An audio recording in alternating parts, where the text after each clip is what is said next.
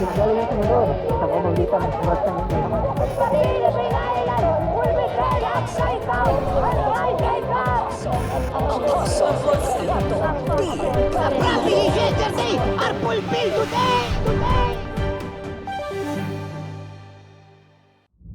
The greatest outpouring of the Holy Spirit is continuously happening.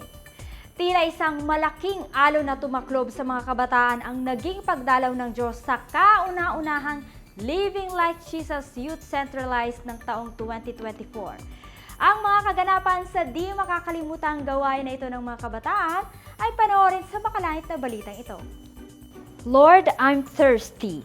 Ito ang sigaw ng puso ng mga Living Like Jesus Youth na hindi matutumbasan, hindi maawat at hindi kayang abutin ang uhaw at gutom pagdating sa pagdalaw ng Diyos. Kaya naman, sa kanilang kauna-unahang pagtitipon sa taong 2024, ibinuhos ng Diyos ang kanyang dakilang pagdalaw bilang tugon sa kanilang malaking pananabik at uhaw sa Diyos. Ito nga ay pinangunahan ng God's end-time prophet and apostle at leader ng mga Living Like Jesus Youth na si Apostle Renato Gacarillo Jr. We are in the season of the Holy Spirit. Lahat ng attributes ng Holy Spirit ay mararanasan natin. Lahat ng attributes, lahat ng meron siya, lahat ng kaya niyang gawin, lahat ng kaya niyang sabihin, lahat ng kaya niyang ipamalas, lahat ng kaya niyang ipakita ay mararanasan natin lahat. Lahat ng kanyang attributes, lahat ng kanyang characteristics.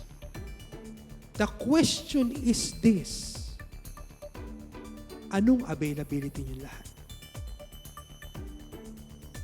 Gaano kalaki yung lalagyanan nyo para mapunan kayo ng Holy Spirit?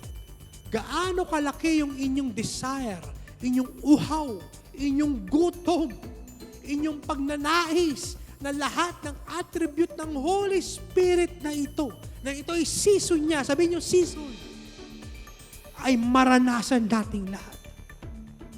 Dahil ang season dumarating at nawawala. Gaano kalaki yung desire ng bawat isa na kayong living like Jesus people, living like Jesus youth, together with the living like Jesus congregation, na yung attributes na ito ay maranasan yung lahat.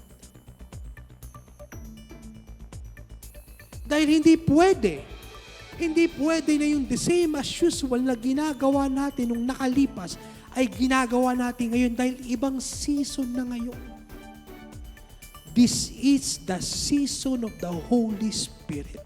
That every attribute ng Holy Spirit ay mararanasan nyo. Ma-encounter nyo.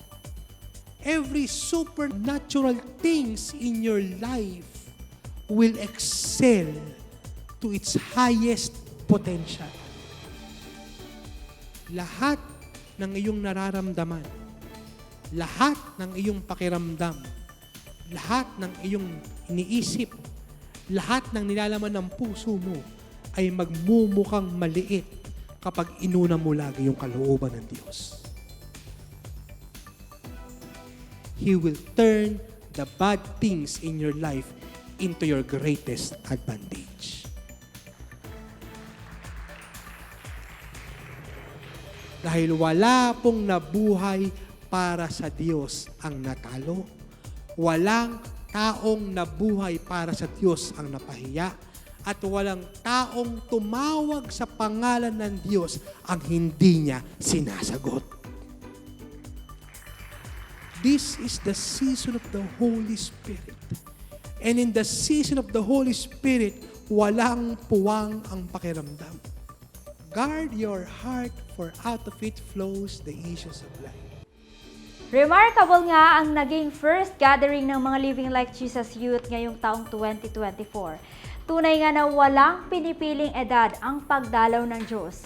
Ikaw man ay bata, matanda at kabataan. Dahil ngayong season of the Holy Spirit ay tunay na matatamaan at makakaranas nito ang lahat ng totoong nagmamahal, nauuhaw at nagugutom sa dakilang pagdalaw ng Diyos sa pamamagitan ng banal na Espiritu Santo.